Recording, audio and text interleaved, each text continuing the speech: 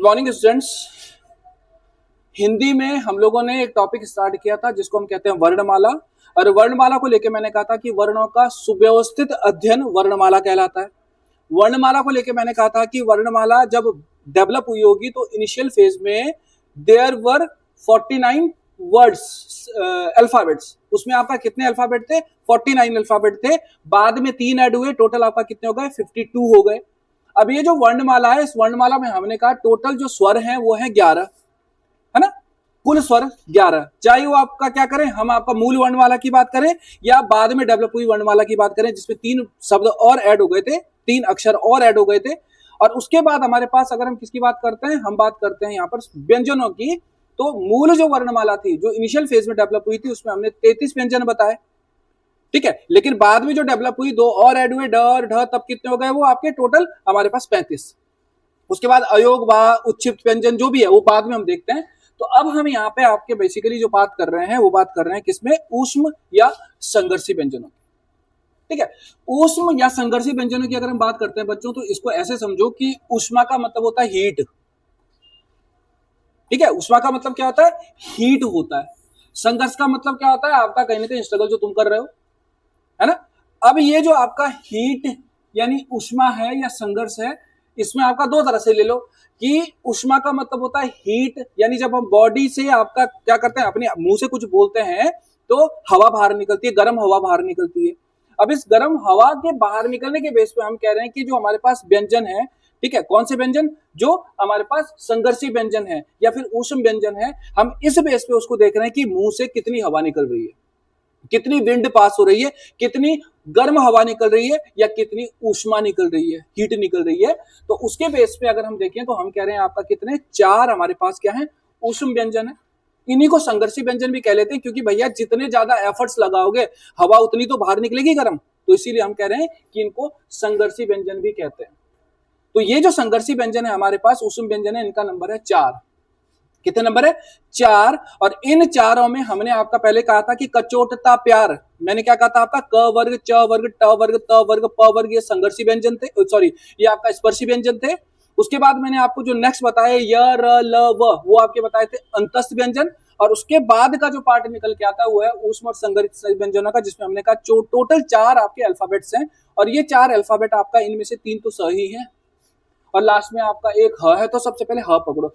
ह, जब ह बोलते हो तो ह बोलते हो हवा बाहर निकल रही है ना। एफर्ट ज्यादा, मुंह जितना खुलेगा एफर्ट्स उतने ज्यादा लगेंगे, तो ह हो गया। बाकी हमारे पास 3 श हैं जिनका प्रोनाउंसिएशन करते हुए हमें आफत भी आती है कई बार, है ना। तो यहाँ पे अगर मैं किसकी बात करता हूं, यहाँ पे हम बात करते हैं किसकी? पहले है हमारे पास यहाँ पे, ये कौन सा है आपका? तालव्य।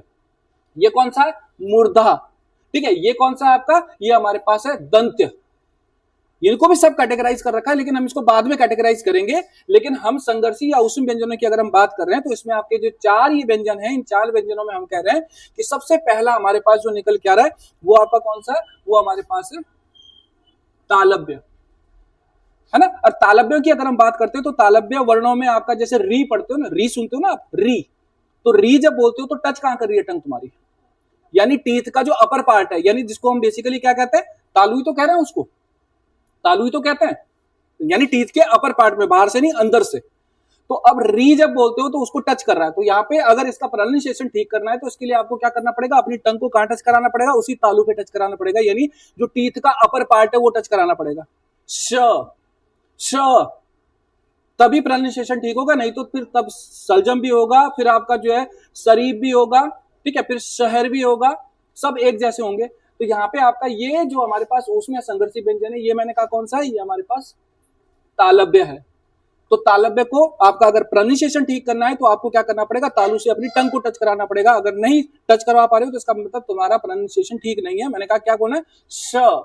श, ठीक है। जब तालु को टच करेगी तो पूरी प्रोनाउंसिएशन आएगा। नेक्स्ट हमारे पास जो निकल के आ रहा है वो आपका मूर्धा। और इसको तो वैसे भी लर्न कर लो यार, मूर्धा तो कटाफटा ही होता है ना। तो यानी ये एक ऐसा श है हमारे पास जो बीच से कटा हुआ है, इसको क्या कहते हैं? मूर्धन्य, ठीक है। और मूर्धन्य का मतलब है ये कहीं ना कहीं क्या करेगा? अब आपका सेंट्रल पार्ट को टच करेगा, श, ठीक है। किसको? श। और लास्ट हमारे पास ये जो स बचता है इसको हम कहते हैं आपका दंत्य। दंत्य का मतलब है आपका तालू के नीचे वाला पार्ट, यानी टीथ को टच कर देगा, स बस हो तो गया। ये है हमारे पास कितने श, 3 श। इन्हीं को कहते हैं हम आपका ऊष्म या संघर्षी व्यंजन। ठीक है, इनको मैंने बोल दिया एग्जाम में आता है, ये तो मैंने केवल डायरेक्ट आपको बता दिया कि ऊष्म और संघर्षी व्यंजन कौन से हैं निम्नलिखित में से, तो वो 3 कुछ और डाल देगा, एक आपका ऊष्म संघर्षी व्यंजन डाल देगा। लेकिन यहीं पे थोड़ी क्लासिफिकेशन खत्म हो गया, हमने तो इन चारों को भी अलग अलग पढ़ लिया। तो यहाँ पे ये आपका तालव्य हो गया, ये आपका हमारे पास कौन सा हो गया, मूर्धन्य हो गया, और ये आपका दंत्य हो गया। अब यहाँ पे ऊष्मा जो मैंने डेफिनेशन बताई आपको, यानी हीट, गर्म हवा निकलती है, ठीक है, वाइब्रेशन होती है, वाइब्रेशन तो नहीं होगी लेकिन आपका कहीं ना कहीं क्या होगा, एफर्ट्स आपका ज्यादा लगाना पड़ेगा, ये आपको ध्यान रखना है। इसीलिए हम कह रहे हैं कि जिन वर्णों का उच्चारण करते समय मुंह से गर्म हवा बाहर निकलती है, ठीक है, इसका मतलब है उनको ऊष्म संघर्षी व्यंजन कहते हैं। सिंपल सी बात। अब यहाँ पे आते हैं 2 और नए जो आपके बाद में ऐड हुए थे, तीन वर्ण ऐड हुए थे ना बाद में, हमने कहा था ड, ढ और एक था श्र, यही था, है ना। तो यहाँ पे आपका ड और ढ, ये हमारे पास 2 वर्ण जो है ये बाद में ऐड हुए थे, तभी तो आपका हमारे पास जो व्यंजन थे, ठीक है, वो कितने हो गए थे बढ़कर, आपका 35 हो गए थे। तो ये जो ड और ढ है, इनको अगर मैं देखूंगा तो इनको एक नई श्रेणी में डाल दिया गया, एक नए ग्रुप में डाल दिया गया, जिनको हम कहते हैं आगत। बाद में ही तो आए, तो बाद में आए तो आगत हो गए, ठीक है। नेक्स्ट आपका हमने कहा उच्छिप्त व्यंजन, एक और नाम देते हैं इनको, ये है आपका द्विगुण व्यंजन। तो उच्छिप्त या द्विगुण व्यंजन को अगर हम देखेंगे तो इसको बोलने का तरीका देखो, पहले क्या बोलते हो, ड, क्या बोलते हो, ढ, हो क्या रहा है, मूर्धा है ना ऊपर, मूर्धा को ही तो टच कर रहे हैं, और मूर्धा को टच करने के बाद आपने देखा होगा कि झटके से आपका हमारी जो टंग है ड, तो ऐसा है कि ड बोलते हुए आपका टंग चिपक तो नहीं रही ना ऊपर, मतलब वो टच करने के बाद एकदम सीधी हो जा रही है, यही तो आपका हमारे पास क्या है, उच्छिप्त व्यंजन का तरीका है, यानी जैसे ही आपका टच करेगी वैसे ही आपका सीधी हो जाएगी, राइट। तो यहाँ पे जिह्वा, ठीक है, उच्चारण के समय आपका पहले क्या करती है, मूर्धा को टच करेगी, ड और ढ, तो उससे आपका जो है टच करने के बाद फिर आपका क्या हो जाएगी, वो आपका सीधा आपका एकदम झटके के साथ सीध हो जाएगी। ये आपका द्विगुण या उच्छिप्त व्यंजन का एग्जाम्पल निकल के आते हैं। तो मैंने पहले बोल दिया कि बच्चे किस में कंफ्यूज होते हैं, तालव्य और मूर्धा में कंफ्यूज हुए रहते हैं। तालव्य आपका मतलब हमारे दांतों के ऊपर का हिस्सा, ठीक है, टच करते हो अपनी टंग से तो क्या दिखता है, थोड़ा आपका स्मूथ दिखता है या फिर आपका थोड़ा सा रफ दिखता है, रफ होता है, ठीक है। लेकिन जो सेंट्रल पार्ट होगा आपका कौन सा, जो मूर्धा है, ठीक है, वो आपका देखना स्मूथ होगा, टंग से अगर ऊपर ले जाते तो स्मूथ दिखता है। तो यानी जो चिकना पार्ट होगा हमारे आपका किसका, मुंह के ऊपर का, वो आपका क्या होगा, वो आपका मूर्धा होगा, ठीक है। जो आपका थोड़ा सा रफ होगा, ठीक है, खुरदुरा भाग होगा, वो आपका क्या होगा, वो तालव्य होगा, ये आपको ध्यान रखना है, ठीक है। उसके बेस पे आपका क्लासिफिकेशन हो जाता है, ये आपको एक पार्ट और याद रखना है। अब आओ आगे, हमने वर्णमाला में टोटल आपके जो 52 वर्ड्स अक्षर बोले थे, उन अक्षरों में हमारे पास हमने देखो सबसे पहले 11 व्यंजन, 11 स्वर पढ़े, उसके बाद हमने 35 व्यंजन भी पढ़ लिए, ठीक है, और 11 35 कितने हो गए, 35 10 45 से लेकर 46 हो गए ना, ठीक है। अब हमारे पास आपका संयुक्ताक्षर लेके आते हैं हम लोग, ठीक है।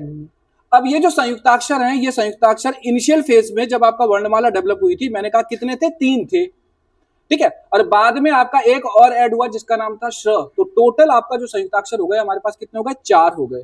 तो क्वेश्चन पूछता है कि मूल वर्णमाला में कितने संयुक्ताक्षर थे, वो 3 थे, ठीक है, वो कौन कौन से थे हमारे, मैंने कहा अक्ष, त्र और ज्ञ थे।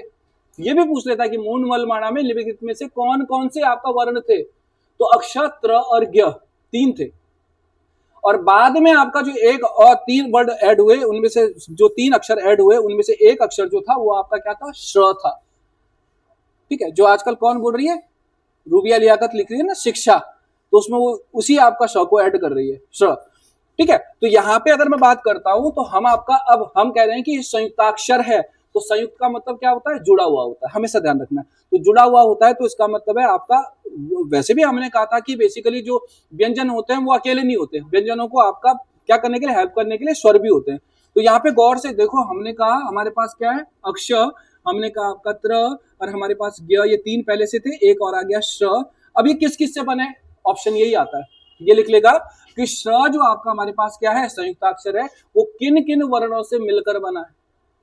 तो बच्चों यहाँ पे ध्यान रखना है कि हमारे पास कक्षा बोलते हैं ना, वही वाला तो है अक्षर, ठीक है। तो ये आपका देखो क, लेकिन इसके नीचे क्या रखा है, हमने एक आपका हलंत डाल रखा है। हलंत का मतलब है ये आधा आपका क्या है, हमारे पास क्या है, ये है क्या, ये व्यंजन है या स्वर है, ये व्यंजन है ना, तो ये आपका व्यंजन है, स्वर रहित, ठीक है। इसके साथ आपका आ गया कौन, मूर्धा, यानी मूर्धन्य।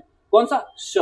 तो क और श से मिलके बना है आपका हमारे पास कक्षा वाला, ठीक है, अक्षर। नेक्स्ट आता है त्र। ये तो बड़ा आसान है, त प्लस र, ठीक है। तो त प्लस र से मिलके बना है आपका क्या, हमारे पास ये संयुक्ताक्षर यानी आपका त्र। ये है आपका विज्ञान वाला ज्ञ, अक्षत्र ज्ञ बोलते हैं ना। तो ज्ञ की बात करते हैं तो यह आपका, इसको ऐसे ही घुमा दूं, ये क्या बना? ज, ठीक है। और ज के साथ आपका क्या हो गया, इसको क्या बोलते हो? य, है ना। इन दोनों से मिलके बनाया आपका, ठीक है। नेक्स्ट आपका श। श की अगर मैं बात कर रहा हूं तो यहाँ पे आपका हमारे पास श और र। तो कंफ्यूज कौन करते हैं? ये और ये, कि किस में आपका मूर्धा आ रहा है और किस में आपका क्या आ रहा है आपका हमारे पास ये वाला आपका कौन सा हो गया? ये हमारे तालु, ये मूर्धा हो गया और ये आपका तालब हो गया। तो ध्यान रखना यहाँ पे श जो है वो तालव्य आपका श प्लस र को मिलाकर बना हुआ संयुक्ताक्षर है। तो ये आपका जो क्लासिफिकेशन, इस क्लासिफिकेशन में ये एग्जाम में पूछता है कि कौन सा वर्ण अक्षर किससे मिला, त्र किससे मिला, य किससे मिला, श किससे मिला, किन किन वर्णों को ऐड करके ये आपका बने हुए आपका वर्ण है, ये आपको ध्यान में रख लेना है। यहाँ पे एक और स्लाइड है मेरे पास, हमने आपका वर्णों में आपका पढ़ लिए। हमने कहा हमारे पास 11 स्वर हैं, ठीक है। मैंने कहा हमारे पास 35 व्यंजन हैं, ठीक है। हमने 11 35 के बाद आपका 4 अभी जो पढ़े वो आपका क्या पढ़े? संयुक्ताक्षर, संयुक्ताक्षर ये पढ़ लिए, ठीक है। और अब आपका हमारे पास क्या होगा? 2 अयोगवाह भी होगा, ठीक है। अब 2 अयोगवाह की अगर मैं बात करता हूं तो हमने आपका जब वर्णमाला स्टार्ट की थी तो हमने कहां से स्टार्ट की थी? अ आ इ ई से की थी, ठीक है। और लास्ट में आपका अगर देखें तो हमारे पास क्या आता है? अंग अह आता है। तो अब ये जो अंग और अह है इनको अयोगवाह कहा जाता है। और इस अयोगवाह का मतलब है, अ का मतलब हमेशा ध्यान रखना क्या होता है? नहीं। अ का मतलब होता है नो, और योग का मतलब क्या होता है? आपका एडिशन। तो अब नहीं है योग जो, इसका मतलब है हमारे पास अयोगवाह आपके वो शब्द होते हैं, वो आपके हमारे पास वर्ण होते हैं जो किसी से मेल नहीं खाते, जो किसी के एडिशन से नहीं मिलते, जो किसी के योग से नहीं मिलते हैं। तो पहली तो डेफिनेशन आपको इसी से मिल जाएगी कि अयोगवाह क्या है? अ का मतलब है नहीं, योग का मतलब है जोड़, यानी जो किसी के योग से नहीं बनते, ठीक है, जो किसी के जोड़ से नहीं बनते, यानी जो बेसिकली आपका किसी से मेल नहीं खाते। इसको और बेटर तरीके से अगर देखें तो एक बात बताओ, अगर हमें इनको स्वर लिखना होता तो हम वहां स्वर 11 क्यों लिखते? हम तो ये भी बोल देते कि भाई अंग और अह क्या है? स्वर हैं। तो इसका मतलब है स्वरों की कैटेगरी में तो नहीं है। हमने व्यंजनों में लिखा है इनको, हमने व्यंजनों में भी नहीं लिखा इनको, तो इसका मतलब ये व्यंजन भी नहीं है। तो डेफिनेशन में क्या आ गया? हमने कहा अयोगवाह यानी ये वो आपका हमारे पास वर्ण है जो किसी से मेल नहीं खाते, जिनका किसी से योग नहीं होता है। और सबसे बड़ी बात मैंने कहा, न तो जो स्वर है न जो व्यंजन है, यानी वे वर्ण जो न तो स्वर है न व्यंजन है, ठीक है, उनको हम अयोगवाह कहते हैं। इसका मतलब क्या है? इन वर्णों का जातीय मेल न तो स्वरों के साथ हो रहा है न व्यंजनों के साथ हो रहा है, यानी उनके साथ ही जुड़ भी नहीं रहे। आगे आते हैं यहाँ पे, ये जो अयोगवाह है, इन अयोगवाह में 2 वर्ण है लेकिन दोनों को अलग अलग डिफाइन किया हमने कहा हमारे पास क्या है? अनुस्वार अयोगवाह है, और अनुस्वार अयोगवाह में आपका अंग, ठीक है, और विसर्ग में आपका क्या होता है? 2 डॉट लगे होते हैं, और विसर्ग में क्या आएगा? अह, अह ही तो कहते हैं। तो अब पहला लिखो अंग। अब यहाँ पे ना दिमाग में लगाओ थोड़ा सा, पता होता क्या है? हम लोग केवल रट्टाफिकेशन मत करो, हम कह रहे हैं कि अनुस्वार अयोगवाह हमने कहा अंग है। तो अब जब आप इसको अंग बोल रहे हो तो एक बात हो, जोर कहां पे पड़ रहा है? हिमेश रेशमिया पे पड़ रहा है ना, बेसिकली नोज पे ही तो पड़ रहा है ना। तो यहाँ पे ध्यान रखना है कि अनुस्वार अयोगवाह का मतलब है आपका, यहाँ पर हमारे पास जो होता है इसका डॉट साइन क्या होता है? आपका बिंदु होता है, और ये जो बिंदु होता है इसमें आपका उच्चारण जो होता है, प्रोनाउंसिएशन होता है, वो नोज से हो रहा है। आप अंग बोलते हो तो आपका नोज पे यहाँ पे इंपैक्ट पड़ रहा है आपका, है ना, यहाँ पे ज्यादा फर्क पड़ रहा है। तो ये आपका हो गया हमारे पास अनुस्वार में अंग।